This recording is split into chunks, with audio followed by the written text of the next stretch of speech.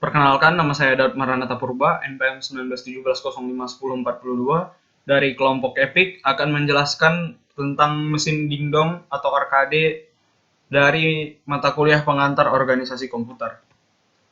Permainan arcade adalah sebuah mesin permainan hiburan yang dioperasikan dengan koin yang terpasang di tempat-tempat bisnis umum seperti restoran, bioskop, bar, dan pusat permainan hiburan. Bentuk kebanyakan permainan arcade adalah permainan video, mesin pinball, permainan elektromekanis, dan permainan-permainan berhadiah. Tahun 1930-an, mesin pinball pertama yang dioperasikan dengan koin muncul. Mesin ini berbeda dengan mesin-mesin elektronik berikutnya karena mesin ini terbuat dari kayu. Mesin ini tidak menggunakan lampu-lampu di area permainan dan sistem penilaian secara mekanis bukan elektronik. Sekitar 1977, sebagian besar dari mesin pinball beralih ke elektronik. Pada tahun 1980, pria berkebangsaan Jepang bernama Toru Iwatani berhasil melahirkan sebuah permainan yang bernama Pac-Man.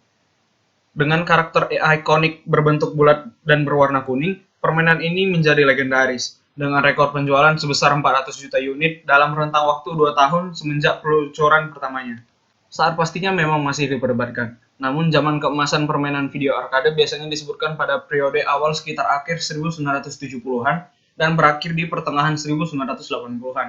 Setelah sempat anjlok dengan kehadiran permainan video berbentuk konsol pada pertengahan 80-an, permainan video arcade berjudul Double Dragon menjadi pelopor permainan video arcade bergenre side-scrolling action.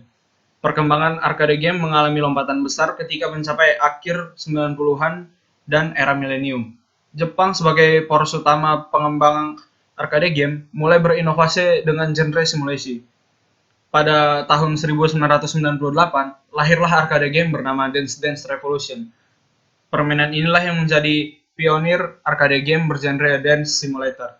Namun, setelah permainan ini bangkit sebentar pada awal 1990-an, industri arcade semakin menurun di belahan bumi barat karena tidak mampu bersaing dengan konsol permainan video yang dapat dimainkan di rumah dan beragam jenisnya, serta lebih murah dalam biayanya. Persaingan dengan platform dari permainan konsol membuat arcade game harus mencari pembeda tegas antara dirinya dan permainan konsol. Hal ini diwujudkan dalam bentuk permainan konsol yang lebih berorientasi pada jenis simulator. Simulasi yang menjadi pembalap permainan berjudul Daytona, simulasi menjadi penari pada permainan berjudul Dance Dance Revolution, simulasi menjadi pemain musik pada permainan berjudul Drum Mania adalah contoh nyata yang membedakan arcade game masa kini dengan platform berjenis konsol.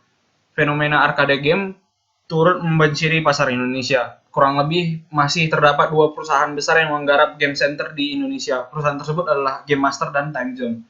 Setelah kedua raksasa arcade game tersebut, banyak pusat perbelanjaan di Indonesia seperti Gria, Jogja, dan Borma turut menggarap areal arcade game, walaupun hanya berskala kecil. Mesin arcade yang terdapat di pusat perbelanjaan tersebut cenderung bersegmentasi pada mesin arcade yang dapat menarik minat anak-anak yang berumur kurang lebih dari 2-10 tahun. Sedangkan Game Master dan Time Zone cenderung memiliki mesin arcade yang dapat menjaring semua golongan pemain secara lebih umum.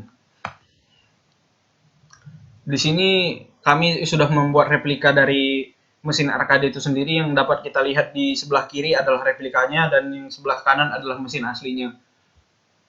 Sekian yang dapat saya jelaskan pada hari ini. Jika ada kesalahan saya mohon maaf. Terima kasih.